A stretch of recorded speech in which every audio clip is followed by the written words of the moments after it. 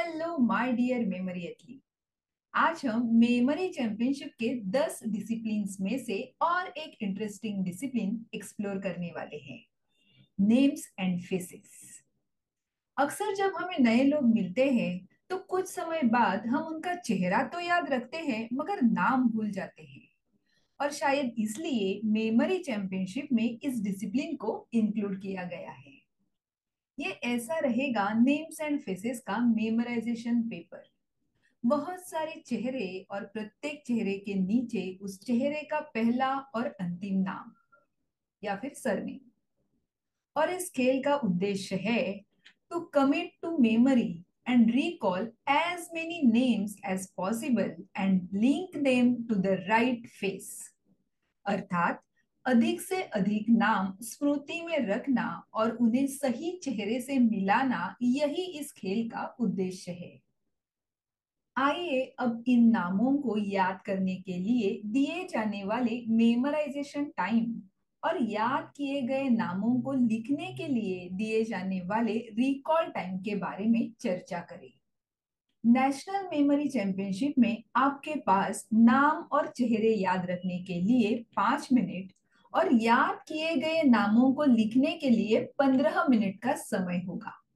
लेकिन जब यही डिसिप्लिन इंटरनेशनल या वर्ल्ड मेमोरी चैंपियनशिप में खेला जाएगा तो याद करने के लिए 15 मिनट और रिकॉल के लिए 30 मिनट्स का समय दिया जाएगा। यहाँ आपको नेशनल, इंटरनेशनल और वर्ल्ड मेमोरी चैंपियनशिप के बीच के समय के अंतर पर ध्यान देना होगा। साथ ही जैसा कि पहले वीडियो में मैंने आपको बताया है, रिकॉल टाइम हमेशा मेमोराइजेशन टाइम से अधिक होता है।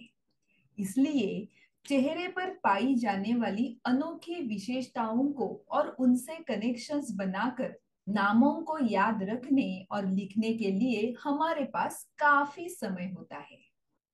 अब देखते हैं मेमोराइजेशन पेपर में आपको किस तरह के और कुल कितने चेहरे याद करने के लिए दिए जाएंगे। The number of faces presented equals the current world record plus 20%।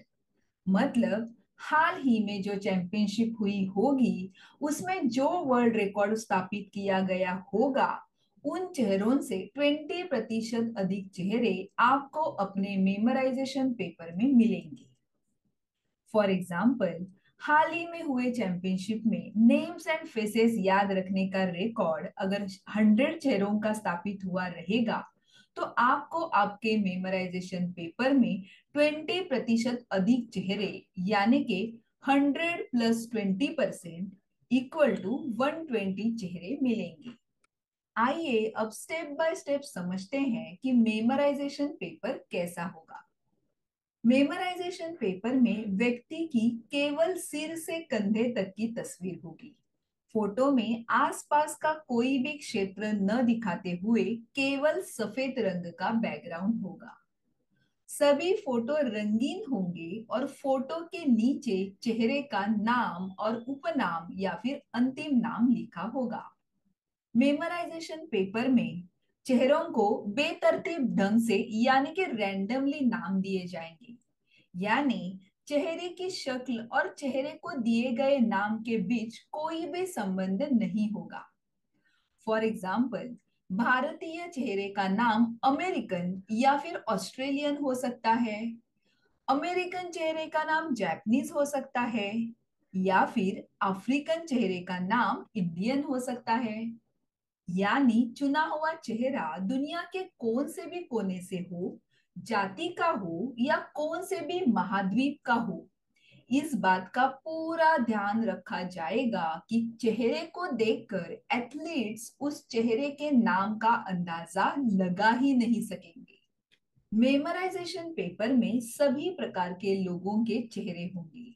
यानी यहाँ छोटे बालक बालिकाओं से लेकर हर उम्र के पुरुष और महिलाओं के चेहरे शामिल होने वाले हैं। मेमोराइजेशन पेपर में दुनिया के सभी वंश के लोगों के नाम और चेहरे समान मात्रा में दिए होते हैं। इस बॉक्स में किस एरिया के और किस वंशों के लोगों के फोटोज मेमोराइजेशन पेपर में होंगे उसकी डिटेल इंफॉर्मेशन दे दी गई है। आप चाहे तो वीडियो को पॉज करके इस बॉक्स को पढ़ सकते हैं। लेकिन सच कहूं तो इतनी गहराई में जाने की जरूरत नहीं है। आपको एक जनरल आइडिया आनी चाहिए, इसलिए मैंने यह बॉक्स यहाँ दिया है। मेमोराइजेशन पेपर में दिए गए चेहरे का नेम और सरनेम अलग अलग वंश का मतलब रैंडमली दिया हुआ हो सकता है। फॉर एग्जाम्पल, चेहरे का नाम चाइनीज और सरनेम यूरोपियन हो सकता है, या फिर चेहरे का नाम भारतीय और सरनेम अफ्रीकन हो सकता है। First names are assigned according to gender, अर्थात महिला के चेहरे को महिला का नाम और पुरुष के चेहरे को पुरुष का ही नाम दिया जाएगा। संपूर्ण मेमोराइजेशन पेपर में एक नाम केवल एक ही बार दिया रहेगा। No name will be repeated. Hyphenated names मतलब Sue dash Allen, Barton dash Smith, इस प्रकार के नाम नहीं दिए जाएंगे। चाइनीज फर्स्ट नेम 2 कैरेक्टर्स का होता है। ऐसे समय में ये दोनों कैरेक्टर्स चैंपियनशिप में साथ में लिखे जाते हैं। फॉर एग्जाम्पल, मेंग याओ डोंग, यहाँ पे मेंग याओ नाम है और डोंग सरनेम है, इसलिए मेमोराइजेशन पेपर में मेंग याओ साथ में लिखा रहेगा और डोंग अलग से लिखा जाएगा। और एक एग्जाम्पल देखते हैं, यूमिंग फेंग, इसमें यूमिंग नाम है और फेंग सरनेम है, इसलिए मेमोराइजेशन पेपर में यूमिंग साथ में लिखा रहेगा और फेंग अलग से लिखा जाएगा। इस प्रकार के एक्सेंट मार्क्स यानी कि उच्चारण चिन्ह दिए गए नाम में रहेंगे, फिर भी आपसे उन्हें रिकॉल पेपर में लिखने की अपेक्षा नहीं की जाती है और इसलिए इसके लिए कोई भी पेनल्टी भी नहीं लगाई जाती। फॉर एग्जाम्पल, मैथ्यू, यहाँ पे ई के ऊपर एक्सेंट मार्क है, लेकिन लिखते समय अगर आप खाली मैथ्यू लिखते हैं, ई के ऊपर जो एक्सेंट मार्क है वो नहीं लिखते हैं, तो भी कोई भी पेनल्टी नहीं लगाई जाएगी। और एक एग्जांपल देखते हैं, राफेल, इसमें भी ई के ऊपर एक्सेंट मार्क है। रिकॉल पेपर में लिखते वक्त आप ई के ऊपर के एक्सेंट मार्क्स नहीं लिखते हैं तो भी कोई भी पेनल्टी नहीं लगने वाली है। Okay.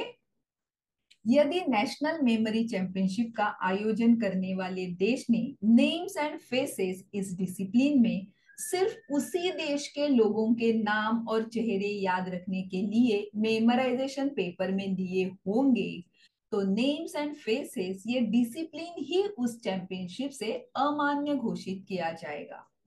For example, French memory championship, French memory championship में सिर्फ फ्रांस देश के लोगों के ही चेहरे और नाम दिए होंगे, तो ये डिसिप्लिन इनवैलिड किया जाएगा। यानी कि चैंपियनशिप नेशनल हो या वर्ल्ड, विश्व के सभी वंश के लोगों के नाम और चेहरे शामिल करना जरूरी है। मेमोराइजेशन पेपर में रोमन अल्फाबेट होंगे, इसलिए यदि किसी एथलीट को चाइनीज, जापानीज, मंगोलियन, अरेबिक और हिंदी में से कोई भी रोमन अल्फाबेट समझ में नहीं आते हैं, तो उसे नामों की लिपि बदलने के लिए 1 महीना पहले परीक्षक से अनुरोध करना होगा। मेमोराइजेशन पेपर में एक से अधिक भाषाओं में चेहरों के नाम दिए होते हैं। एथलीट्स को कोई भी एक भाषा मेमोराइजेशन के लिए चुननी चाहिए जो उन्हें अच्छे से परिचित हो। आइए अब देखें कि मेमोराइजेशन पेपर में प्रत्येक पेज पर कितने चेहरे दिए जाते हैं। अगर मेमोराइजेशन के लिए दिया हुआ पेपर A4 साइज का है, तो उसमें 3 रोज रहेंगे और हर रोज में 3 इमेजेस रहेंगी। मेमोराइजेशन पेपर A3 साइज का भी हो सकता है। अगर पेपर A3 साइज का है, तो उसमें एक तो 3 रोज रहेंगे और हर रोज में 5 इमेजेस होंगी, या फिर 4 रोज होंगे और हर रो में 6 इमेजेस होंगी। आ रही है बात समझ में?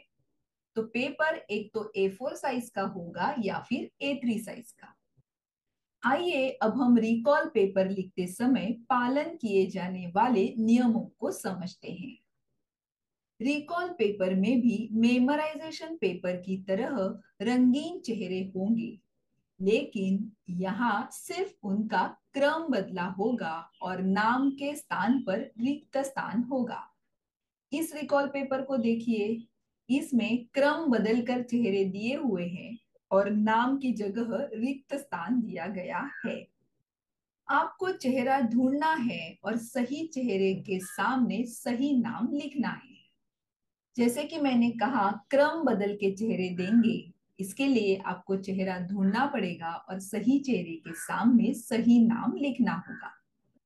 मेमोराइजेशन पेपर में चेहरों के नाम एक से अधिक भाषाओं में दिए जाते हैं, लेकिन एथलीट्स को लिखते समय कोई भी एक ही भाषा चुनकर पूरे रिकॉल पेपर में केवल उसी भाषा में लिखना है। तो आइए अब समझते हैं मार्किंग क्राइटेरिया। सही लिखे हुए प्रत्येक नाम के लिए 1 मार्क दिया जाएगा। फॉर एग्जाम्पल, यहाँ पे इस महिला का नाम सुमन और इस बच्चे का नाम मोहन लिखा गया है, तो इस लिखे गए दोनों नामों के लिए 1-1 मार्क दिया जाएगा। सही लिखे हुए प्रत्येक सरनेम के लिए 1 मार्क दिया जाएगा। फॉर एग्जाम्पल, यहाँ पे इस महिला का सरनेम लिखा गया है और इस बच्चे का सरनेम भी लिखा गया है, तो इस दोनों सरनेम के लिए 1-1 मार्क दिया जाएगा। यानी कि नाम के लिए 1 मार्क और सरनेम के लिए 1 मार्क, इस तरह एक चेहरे के लिए आपको 2 अंक मिलने वाले हैं।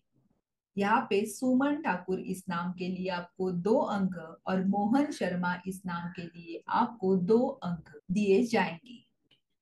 केवल नाम अथवा केवल सरनेम लिखने पर भी मार्क्स दिए जाएंगे। मतलब जरूरी नहीं है कि आपको हर चेहरे का नाम और सरनेम दोनों लिखना है। किसी चेहरे का नाम और किसी चेहरे का सिर्फ सरनेम भी लिख सकते हैं। फॉर एग्जाम्पल, इस चेहरे का सिर्फ नाम लिखा गया है, तो लिखे हुए नाम के लिए 1 मार्क दिया जाएगा। और इस चेहरे का सिर्फ सरनेम लिखा गया है, तो लिखे हुए सरनेम के लिए 1 मार्क दिया जाएगा। यहाँ पे सरनेम या फिर नाम की जगह खाली छोड़ दी गई है, तो उसके लिए कोई भी पेनल्टी नहीं लगने वाली है। ओके, नेक्स्ट, जैसा कि पहले बताया गया है, पूरे मेमोराइजेशन पेपर में एक नाम सिर्फ एक बार ही आएगा। No name will be repeated. कोई भी नाम दोहराया नहीं जाएगा। इसी प्रकार रिकॉल पेपर में भी एक नाम केवल एक बार ही लिखे जाने की अपेक्षा एथलीट से की जाती है। इसलिए यदि किसी नाम या उपनाम को 2 से अधिक बार लिखा जाता है, तो हर बार आधा आधा मार्क्स काटा जाएगा। फॉर एग्जाम्पल, पीटर ये सरनेम अगर आपने 2 से अधिक बार लिखा, तो हर बार आधा मार्क्स काटा जाएगा। मतलब 2 से अधिक बार सेम नाम लिखना अलाउड नहीं है। उसके लिए आपको हर बार आधे मार्क की पेनल्टी लगने वाली है। गलत लिखे गए नाम के लिए या सरनेम के लिए 0 मार्क दिया जाएगा। फॉर एग्जाम्पल, इस चेहरे का नाम यहाँ पे सरोज खान लिखा गया है, बट एक्चुअल में मेमोराइजेशन पेपर में खान के जगह पे शर्मा था। यहाँ पे सरोज नाम के लिए 1 मार्क तो मिलेगा, लेकिन खान ये सरनेम गलत है, इसके लिए 0 मार्क दिया जाएगा। इस चेहरे को देखिए, इसका नाम रमेश पाटिल लिखा गया है, बट एक्चुअल में मेमोराइजेशन पेपर में रमीज ये नाम था। तो यहाँ पे इस रमेश नाम के लिए 0 मार्क और पाटिल के लिए 1 मार्क दिया जाएगा। यानी कि गलत लिखे गए नाम के लिए कोई भी निगेटिव मार्किंग यहाँ पे नहीं है। सिर्फ जब भी आप एक ही नाम या सरनेम बार बार दोहराते हैं, तभी आपको पेनल्टी लगने वाली है। यदि चेहरे के नीचे पहला नाम और अंतिम नाम दोनों दिए गए हैं, लेकिन उनका क्रम बदल गया है, यानी पहले नाम के स्थान पर अंतिम नाम और अंतिम नाम के स्थान पर पहला नाम लिखा गया है, तो इसे गलती माना जाएगा और 0 मार्क दिए जाएंगे। फॉर एग्जाम्पल, यहाँ पे इस चेहरे का नाम जिया पटेल है, लेकिन लिखते वक्त पटेल जिया लिखा गया है, तो यहाँ पे 0 मार्क दिए जाएंगे। और इस चेहरे का नाम खान सोहेल लिखा गया है, लेकिन एक्चुअल में कि नाम है सोहेल खान, तो यहाँ पे भी 0 मार्क दिया जाएगा। यदि केवल पहला नाम लिखा है और अंतिम नाम का स्थान खाली छोड़ा गया है, या केवल अंतिम नाम लिखा है और प्रथम नाम का स्थान खाली छोड़ा गया है, तो कोई अंक नहीं काटा जाएगा। फॉर एग्जाम्पल, यहाँ पे इस महिला का नाम जिया लिखा गया है, लेकिन सरनेम की जगह खाली छोड़ दी गई है, तो इस रिक्त स्थान के लिए कोई भी पेनल्टी नहीं लगेगी। जिया के लिए 1 मार्क दिया जाएगा। इस चेहरे के लिए अगर आप देखेंगे तो नाम नहीं लिखा है लेकिन सरनेम लिखा है, तो सरनेम के लिए 1 मार्क मिलेगा, लेकिन नाम के जगह पर रिक्त स्थान छोड़ा गया है, तो यहाँ पे कोई भी अंक नहीं काटा जाएगा। अंत में सभी नामों के मार्क्स को जोड़ दिया जाएगा, और यदि इस टोटल में आधा मार्क होगा तो ये मार्क्स राउंड अप करके दिए जाएंगे। फॉर एग्जाम्पल, अगर 50.5 ये आपके सभी नामों के मार्क्स की टोटल है, तो ये मार्क्स राउंड अप करके 51 दिए जाएंगे। इस प्रकार के एक्सेंट मार्क्स यानी उच्चारण चिन्ह या कैपिटल लेटर्स भले ही दिए गए नाम में हो, लेकिन फिर भी आपसे रिकॉल पेपर में उन्हें लिखने की अपेक्षा नहीं की जाती, और इसलिए इस पर कोई पेनल्टी भी नहीं लगती। फॉर एग्जाम्पल, लिनिया या फिर अमेलिया, इन दोनों नामों में ई के ऊपर एक्सेंट मार्क है, लेकिन रिकॉल पेपर में लिखते वक्त अगर आप इसे नहीं लिखते तो भी कोई भी पेनल्टी नहीं लगती। इस एग्जाम्पल में देखिए, यहाँ पे ये मीन इसमें एम कैपिटल है, लेकिन लिखते वक्त अगर आप कैपिटल लेटर नहीं लिखते हैं, या फिर इस एग्जाम्पल में जिहान में एच कैपिटल है लेकिन लिखते वक्त एच अगर आप स्मॉल लिखते हैं, तो भी कोई भी पेनल्टी नहीं लगती है। रिकॉल पेपर में एक से अधिक भाषा का प्रयोग करने पर मार्क्स नहीं दिए जाएंगे। फॉर एग्जाम्पल, यदि अधिकतम नाम चाइनीज भाषा में लिखे गए हैं और केवल एक नाम अंग्रेजी भाषा में लिखा गया है, तो अंग्रेजी भाषा में लिखे नाम को 0 मार्क दिया जाएगा।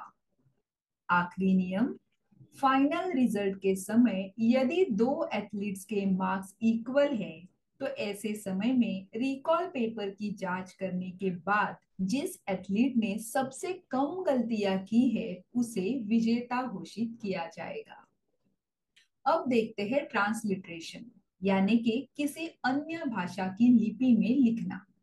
अब एक आखिरी बात यह है कि यदि एथलीट को चाइनीज, जापानीज, अरेबिक, हिंदी और मंगोलियन में से कोई भी रोमन अल्फाबेट समझ में नहीं आते हैं, तो क्या चेहरों के नाम नॉन रोमन लिपि में लिखकर मिल सकते हैं? तो इसका जवाब है हाँ, क्योंकि मेमोरी चैंपियनशिप में दुनिया के हर कोने से लोग भाग लेते हैं, लेकिन सभी लोगों को रोमन लिपि का गहरा ज्ञान नहीं होता है। इसलिए चैंपियनशिप कमेटी आपको Arabic, traditional Chinese, simplified Chinese, Japanese, Mongolian, Russian, इनमें से कौन से भी एक लिपि में नाम लिख के दे देती है। लेकिन इसके लिए एकमात्र शर्त यह है कि आपको चैंपियनशिप का आयोजन करने वाली समिति को 1 महीने पहले अनुरोध करना होगा कि आप किस लिपि में नाम चाहते हैं। बस, और फिर चैंपियनशिप के समय आपकी ज्ञात लिपि में आपको नाम उपलब्ध करा दिए जाएंगे।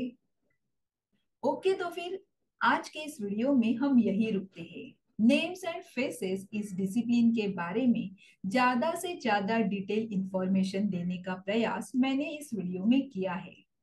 वीडियो को 1-2 बार देखकर सारे रूल्स ठीक से समझ लीजिए, और फिर भी कोई शंका है, डाउट है, कंफ्यूजन है, तो कमेंट बॉक्स में लिखिए।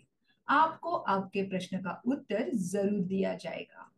अगले वीडियो में दिए गए चेहरे के साथ उसका नाम याद रखने की मेमोराइजेशन प्रोसेस डिटेल में समझाकर तुरंत मैं आपकी एक प्रैक्टिस टेस्ट भी लेने वाली हूँ। और चैंपियनशिप में समय का नियोजन कैसे करना है, ऐसे कुछ महत्वपूर्ण सुझाव भी देने वाली हूँ। तो जाते जाते कमेंट बॉक्स में लिखिए कि आज का वीडियो आपको कैसा लगा, और लाइक का बटन भी जरूर हिट कर दीजिए ताकि मेमोरी चैंपियनशिप के बारे में ऐसी ही डिटेल इंफॉर्मेशन आप तक पहुंचाने के लिए मुझे थोड़ा इंस्पिरेशन मिले। Thank you. और अगला वीडियो रिलीज होने पर तुरंत आप तक पहुंचने के लिए चैनल को सब्सक्राइब करके बेल आइकन पर भी क्लिक कर दीजिए। और हाँ, इस वीडियो को अपने उन दोस्तों के साथ अवश्य शेयर कीजिए जो आप ही की तरह मेमोरी की दुनिया में कुछ अद्भुत करना चाहते हैं। तो जल्द ही मिलते हैं अगले वीडियो में, क्योंकि आप हैं मेमोरी एथलीट और आप बनना चाहते हैं मेमोरी चैंपियन। Thank you.